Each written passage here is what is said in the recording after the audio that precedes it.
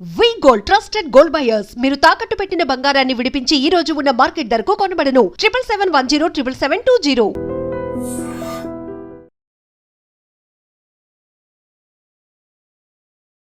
నమస్తే, welcome to I dream. నేను మహేశ్వరి. మనతో పాటు ఉన్నారు చిట్టుబొట్ల మధుసూదన్ శర్మ గారు. ఈయన పేరు చెప్పంగానే అందరికీ గుర్తొచ్చేది వంటింటి చిట్కాలు. ఎందుకంటే మనకందరికీ అందుబాటులో ఉన్న వస్తువులతోటి మనం ఆరోగ్యాన్ని, అందాన్ని ఎలా కాపాడుకోవాలి అనేది ఆయన చాలా వివరంగా తెలియజేస్తూ ఉంటారు. ఈరోజు మనతో పాటు ఉన్నారు, వారితో మాట్లాడదాం. నమస్తే సార్. నమస్తే. సమ్మర్ రాగానే చాలామంది ఫ్రూట్స్ ఎక్కువ తీసుకుంటూ ఉంటారు, బాడీ చల్లగా అవుతుంది ఇది అనేసి. అందులో ముఖ్యంగా మనకు వాటర్ మిలన్, పుచ్చకాయ అన్నది ఎక్కువగా తీసుకుంటారు. చాలా విరివిగా కూడా దొరుకుతాయి ఈ వేసవి కాలంలో. అయితే ఈ పుచ్చకాయ మనకు ఆరోగ్యపరంగాను, అందం పరంగాను ఎంతో ఉపయోగపడుతుంది అనేసి అంటూ ఉంటారు. కానీ కొంతమంది ఎలా తీసుకోవాలి తెలియదు, తినేస్తూ ఉంటారు. వాళ్ళకి ఎంత తిందామనిపిస్తే అంత తినేస్తూ ఉంటారు, ఎలా అంటే అలా తినేస్తూ ఉంటారు. సో దీని మీద కొద్దిగా అవగాహన కల్పించే ప్రయత్నం ఈరోజు చేద్దాము. అయితే ఈ పుచ్చకాయని మనం ఎలా తీసుకోవాలి సార్? పుచ్చకాయమా గుజ్జు రూపంలో గుజ్జు అలాగే తీసుకోవచ్చుమా. రెండవది జ్యూస్ రూపంలో తీసుకోవచ్చు. అలా కాకపోతే ఇప్పుడు చెరుకు రసము, తర్వాత ఈ నారింజ రసము, తర్వాత కమల రసము, ఇలాంటి రసాల్లో కలిపి కూడా తీసుకోవచ్చుమా. ముఖ్యంగా అంటే ఈ అనాస, తర్వాత ఈ బొప్పాయి, తర్వాత ఈ కొన్ని పుల్లటి రసాలు ఉంటాయి కదమ్మా, పుల్ల పండ్లతో మనం ఎక్స్ట్రాక్ట్ జ్యూస్ చేసేటువంటి రసాలు. ఈ రసాలు ఏమంటే అలాగే తీసుకోలేమమ్మా. సో అలాంటప్పుడు ఏమవుతుందంటే రెండు మిక్స్ చేసేస్తే ఈజీగా తీసుకోగలరు. కాబట్టి సపరేట్గా అయినా తీసుకోవచ్చు, ఇలాగ మిగతా రసాలతో యాడ్ కూడా చేసి తీసుకోవచ్చు. ముఖ్యంగా పుల్లగా ఉన్నటువంటి రసాలతో ఇది యాడ్ చేసేస్తే ప్రాబ్లం ఉండదు. లేదు తీపి రసం, చెరుకు రసం ఉందమ్మా, చెరుకు రసంలో కలిపి కూడా తీసుకోవచ్చు. అలా మల్టిపుల్గా తీసుకోవచ్చుమా. రెండోది ఏంటంటే ఈ పుచ్చకాయలు అదృష్టవశాత్తు ఇప్పుడు ఈ గత కొన్ని సంవత్సరాల నుంచి కూడా సంవత్సరం అంతా లభ్యమవుతున్నాయమ్మా. అవును, వేసవి కాలంలో ఎక్కువ దొరుకుతాయి, బట్ సంవత్సరం అంతా కూడా లభ్యమవుతున్నాయి. చాలామందికి వీటి మీద అవగాహన లేదు. ఇక్కడ మరొక విషయం కూడా గుర్తొస్తుంది కాబట్టి చెప్తున్నాను చూడమ్మా. ఈ పుచ్చకాయలు మనకు రెండు రకాలుగా దొరుకుతాయి, నల్లవి తెల్లవి అని చెప్పేసి బేసిక్గా బ్రాడ్గా చెప్తారమ్మా. అంటే నల్ల పుచ్చకాయలు చిన్నగా ఉంటాయి, థిక్ బ్లాక్, లేకపోతే థిక్ గ్రీన్ అని కూడా చెప్పుకోవచ్చమ్మా ఆ కలరు. సో అవి మాత్రము సంవత్సరంలో ఒక నెల మినహాయించి మిగతా రోజులంతా మనకు దొరుకుతాయి. ఇంకొకటి ఏంటంటే వాటిలో గుజ్జు ఎక్కువ ఉంటుంది, రుచి ఎక్కువ ఉంటుంది, నిల్వ ఎక్కువ రోజులు ఉంటాయి. అవన్నీ వాటి ప్లస్ పాయింట్. సరే, కేవలం సీజన్లో దొరికేటువంటి ఈ పుచ్చకాయలు సర్వసాధారణంగా మనకు ఎక్కడ పడితే అక్కడ కనిపించేటువంటి పుచ్చకాయలమ్మా. ఇవి సైజు లావుగా ఉంటాయి, గుజ్జు వాటితో పోల్చుకుంటే తక్కువ ఉంటుంది, రుచి కూడా ఆ చిన్న కాయలతో నల్లటి కాయలతో పోల్చుకుంటే తక్కువ ఉంటుందమ్మా. తెల్ల పుచ్చకాయలు ఉంటారు సర్వసాధారణంగా, తెల్లగా ఉండేసి గీతలు గీతలు ఉంటాయి, గ్రీన్ ఉండి డార్క్ గ్రీన్ చారలు ఉంటాయి, చెప్పడం తెల్ల పుచ్చకాయలు అని చెప్తుంటారు. సో ఇంచుమించు మనకు సంవత్సరం అంతా అదో ఇదో దొరుకుతాయమ్మా. ఔషధ గుణాల పరంగా చూసుకుంటే ఇంచుమించు రెండో ఒకటేమ్మా. మనం ఏది అవైలబుల్ ఉంటే అది వాడుకోవచ్చు. కాబట్టి మనకు దొరికేదాన్ని బట్టి వాడుకుంటే సరిపోతుందమ్మా. అయితే సార్, కొంతమంది గింజలు తీసేసి తినాలి అని అంటారు, లేదు కొంతమంది గింజల్లో మంచి పోషకాలు ఉంటాయి, అవి మనం సపరేట్గా కూడా కొనుక్కొని తింటున్నారు అనేసి అంటూ ఉంటారు. అయితే వీటిని గింజలు తినొచ్చా లేకంటే పడేయాలా సార్? తినాలమ్మా. తినాలి. చాలా మంది తెలియక ఏం చేస్తారంటే ఆ గుజ్జు తినేటప్పుడు ఆ గుజ్జులో కొన్ని మనకు నోట్లోకి ఆ విత్తనాలు వచ్చినప్పుడు ఉమ్మేసేసేటువంటి పరిస్థితి ఉంటుంది. లేకపోతే తినే ముందే గుజ్జులో నుంచి ముందు పక్కకంతా తొలగించేసేసి ఆ విత్తనాలు లేకున్నటువంటి గుజ్జును తీసుకుని తింటారు. ఈవెన్ జ్యూస్ చేసేటప్పుడు కూడా గుజ్జు ఆ విత్తనాలు తీసేసి జ్యూస్ తయారు చేస్తుంటారమ్మా. బట్ ఏంటంటే తినేటప్పుడు ఖచ్చితంగా విత్తనాలతో సహా తినాలమ్మా. అందులో మన శరీరానికి ఉపయోగపడేటువంటి అనేక రకాలైనటువంటి ఔషధ గుణాలు, పోషకాంశాలు ఎన్నో ఉన్నాయమ్మా. సో ఫైబర్ ఉంది శరీరానికి, తల నుంచి కాళ్ళ వరకు వచ్చేటువంటి వివిధ రకాలైనటువంటి సమస్యలకు కూడా మేలు చేసేటువంటి ఎన్నో ఉపయుక్తకరమైనటువంటి అంశాలు ఉన్నాయమ్మా. కాబట్టి చాలామంది తెలియక ఏంటంటే అది పారేస్తుంటారు, కానీ ప్రకృతి అందులో కూడా చక్కటి ఆరోగ్యపరమైనటువంటి అంశాలను నిక్షిప్తీకరించి మనకు ప్రసాదించిందమ్మా. కాబట్టి నమిలగలిగినటువంటి వాళ్ళందరూ కూడా నమిలి తినాలి. రెండోది నేను చెప్పేది ఏంటంటే ముఖ్యంగా పేరెంట్స్ కూడా చిన్నపిల్లలకి అలవాటు చేయాలమ్మా. ఎందుకంటే పిల్లలకు తెలియదు కాబట్టి చిన్నప్పటి నుంచి అలా అలవాటు చేస్తే ఫ్యూచర్లో భవిష్యత్తులో కూడా వాళ్ళు అదే అలవాటును కొనసాగిస్తుంటారు. కాబట్టి వాళ్ళకి మంచి ఆరోగ్యం కూడా చేకూరేటువంటి పరిస్థితి ఏర్పడుతుందమ్మా.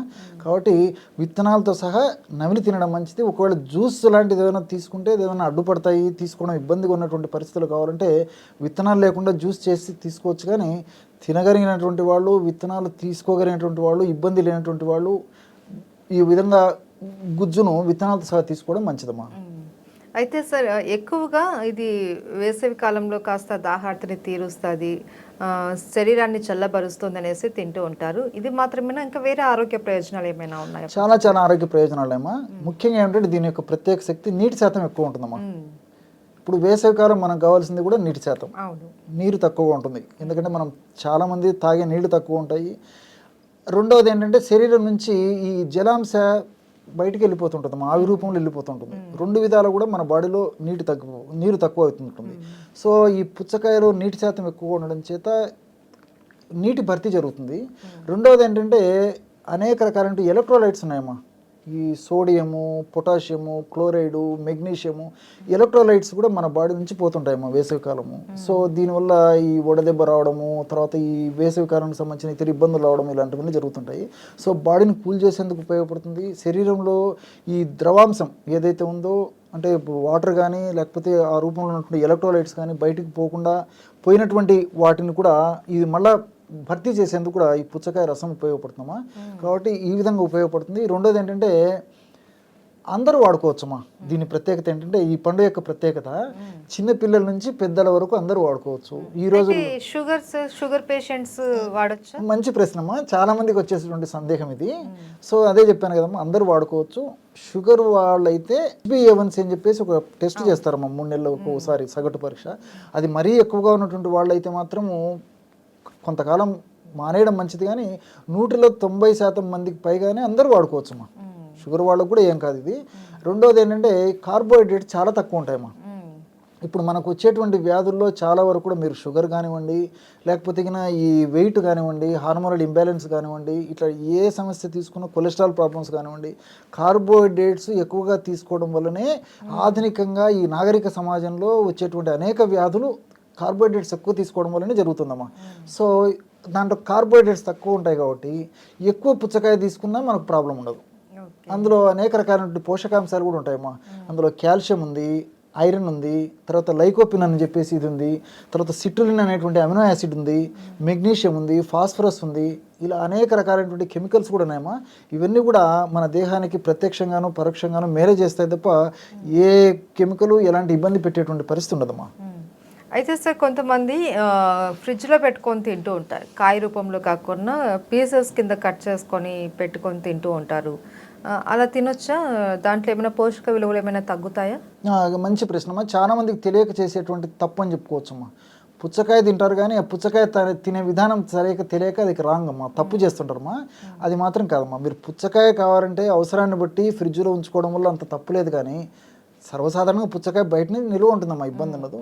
కానీ పుచ్చకాయ ముక్కలు తయారు చేసిన తర్వాత ఫ్రెష్గా తీసుకోవాల్సింది తప్ప ఫ్రిడ్జ్లో పెట్టేసి తీసుకోవడం మాత్రం ఆరోగ్యదాయకం కాదు, ఆమోదాయకం కాదు, క్షేమదాయకం కూడా కాదమ్మా. దీంట్లో ఆక్సిడేషన్ అనేటువంటి ప్రక్రియ జరుగుతుందన్నమాట మనం ఫ్రిడ్జ్లో పెట్టినప్పుడు. సో అనేక రకాలైనటువంటి హానికారకమైనటువంటి పదార్థాలు అందులో ఉత్పత్తి అవుతాయమ్మా. కాబట్టి దానివల్ల మంచి కంటే కూడా కీడే ఎక్కువ జరుగుతుంది. కాబట్టి ఫ్రెష్గా తయారు చేసుకొని ఏ పూట ఆ పూట వాడే అయిపోయి చేసేయడం మంచిదమ్మా. అంతేగాని నిలువ ఉంచి వాడడం మాత్రం మంచిది కాదు, ముఖ్యంగా ఈ ముక్కల రూపంలో మంచిది కాదు. రెండోది ఏమంటే, మీరు క్వశ్చన్ అడిగారు కాబట్టి ఇంకొకటి కూడా నాకు మీకు అందరికీ తెలియజేయాలనే ఉద్దేశంతో ఒక ఇది గుర్తొస్తుందమ్మా. చాలామంది జిహ్వా ప్రియులు, నోరు రుచి ప్రధానంగా ఆలోచన చేస్తారు. ఏ పదార్థం నాలుగు మీద ఉన్న మంచి రుచికరంగా ఉండాలని చెప్పి మంచిదే కాదనలేదు, కానీ కొన్ని మినహాయింపులు ఉన్నాయమ్మా. కేవలం రుచినే దృష్టిలో పెట్టుకొని ఆరోగ్యాన్ని త్యజించడం ఏమాత్రం మంచిది కాదు. సో పుచ్చకాయ చాలా టేస్టీగా ఉంటుందమ్మా, ప్రాబ్లం ఉండదు, తీపి గుణం ఉంటుంది, నీరు ఉంటుంది, ఇతర రకాలు ఉంటాయి, అన్ని రకాలుగా బాగుంటుంది అన్నమాట, తినబుద్ధి అవుతుంటుంది.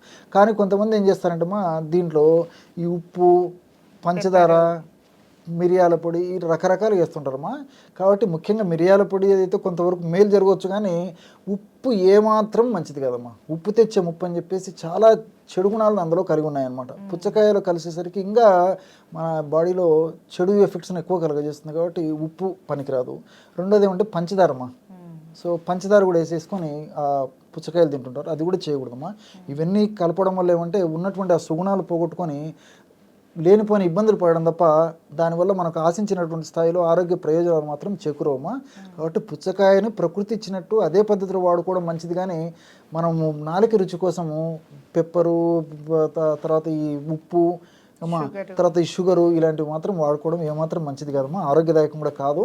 కాబట్టి నేను చెప్పేది అంటే నన్ను అడిగిన వాళ్ళందరికీ కూడా ఇది చెప్తుంటానమ్మా, ప్రకృతి ఇచ్చినట్టు వాడినప్పుడే దానికి సంబంధించినటువంటి ఆరోగ్యదాయకమైనటువంటి లాభాలన్నీ మనకు చేకూరుతాయి. కానీ ఎప్పుడైతే మన ప్రమేయం ఉండి ఇలాంటి కలుపుతాము ఆశించినటువంటి ఆరోగ్యం కలగదమ్మా, దానివల్ల కొన్ని ఇబ్బందులు ఎదురవుతాయి.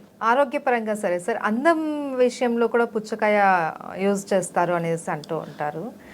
అంటే ఇది ఫేస్ ప్యాక్ లాగానో లేకపోతే ఫేస్కి ఒక స్క్రబ్బర్ లాగా యూజ్ చేయడం అలా చేస్తూ ఉంటారు, అలా చేయొచ్చు అంటారా? చేయొచ్చమ్మా, చాలా చాలా మంచిదమ్మా, కూలింగ్ ఏజెంట్ కదమ్మా. సో సర్వసాధారణంగా ఏమవుతుందంటమ్మా, వేసవి కాలంలో వేసవి తాపానికి చర్మంతో పాటు ముఖ్యంగా ముఖం చాలా దెబ్బతింటుందమ్మా. ఉదయం నుంచి సాయంత్రం అయ్యేసరికి ముఖం అంతా వాడిపోయినట్టు ఉండడము, ఆయిల్ కంటెంట్ వచ్చేసి ఏదో నీరసము నిస్త్రాణ అనిపించడం, ఇలాంటి లక్షణాలన్నీ కలిగిపోయి ముఖం అంతా పారిపోయినట్టు అనిపిస్తుందమ్మా. సో సౌందర్య రాహిత్యం అంటే సౌందర్యాన్ని కూడా కోల్పోయినట్లు అనిపిస్తుంటుందమ్మా, ఆ గ్లూమ్నెస్ తగ్గిపోతుంది. సో ఈ పుచ్చకాయని సౌందర్యపరంగా కూడా వాడుకోవచ్చమ్మా. ఉదాహరణకి కొన్ని పుచ్చకాయ ముక్కలు, తర్వాత బాగా మాగినటువంటి అరటిపండమ్మా, అరటిపండు ముక్కలు, అదేవిధంగా పాలు కానీ పాల పొడి కానీ తేనె, ఐడియా ఉంది కదా. ఈ 4 పదార్థాలే, పుచ్చకాయ ముక్కలు, అరటిపండు ముక్కలు, పాలు లేదా పాల పొడి, తేనె సమానంగా అప్రాక్సిమేట్గా కలుపుకొనేసమ్మా, అంతా కలిపేసేసి మంచి పేస్ట్ లాగా తయారు చేసుకోవాలమ్మా. ఆ పేస్ట్ని ఫేస్ అంతా ఆ యొక్క కాంబినేషన్ని బాగా తయారు చేసుకొని ఆ ఫేస్ అంతా అప్లై చేసుకోవాలమ్మా. ఆ పేస్ట్ని ప్యాక్ లాగా అప్లై చేసుకొని ఒక అర్ధగంట సేపు ఉన్న తర్వాత జస్ట్ వాటర్తో కడిగేస్తామా, చాలా ఫాస్ట్గా గ్లూమ్ వచ్చేస్తామా. మనకే ఆ ఫీలింగ్ తెలిసిపోతుంది అనమాట, అంత ఇదే అయిపోతుంది. ఎందుకంటే ఫేస్ మీద ఆ వేడి ప్రభావం బాగా కనిపిస్తుంటుంది. కాబట్టి ఈ విధంగా ప్యాక్ చేసేసి ఒక హాఫ్ అన్ అవర్ తర్వాత కడిగేయడం వల్ల అంత గ్లూమ్ వచ్చేస్తుంది. అంతేకాకుండా దీనివల్ల ఉన్నటువంటి సైడ్ బెనిఫిట్స్ ఏమంటే ఈ ముఖం మీద వచ్చేటువంటి మొటిమలు తగ్గిపోతాయమ్మా. తర్వాత నల్ల మచ్చలు వస్తుంటాయి, గోధుమ రంగు మచ్చలు వస్తుంటాయి, ఫ్రెకిల్స్ అంటుంటారు కొన్ని, ఇలాంటివి వస్తుంటాయి. ఇలాంటివన్నీ కూడా తగ్గిపోయి చర్మం చాలా సౌందర్యాన్ని సంతరించుకుంటుందమ్మా. సో మనకు అందులో సంవత్సరం అంతా దొరుకుతాయి కాబట్టి ఇవన్నీ. సో అలాంటి వాళ్ళు సంవత్సరం అంతా వాడుకోవచ్చు, లేకపోతే కేవలం వేసవి కాలంలో వాడుకోవడం వల్ల కూడా చాలా చక్కటి ఫలితాలు కలుగుతాయమ్మా. లేదు రోజు వాడేటువంటి ఓపిక అవకాశము వీలు కాకపోతే కనీసం వారంలో 2 సార్లైనా ఈ విధంగా ఫేస్ ప్యాక్ తయారు చేసుకొని వాడుకోవడం వల్ల కూడా మంచి ఫలితాలు కలుగుతాయమ్మా. Okay, thank you so much sir.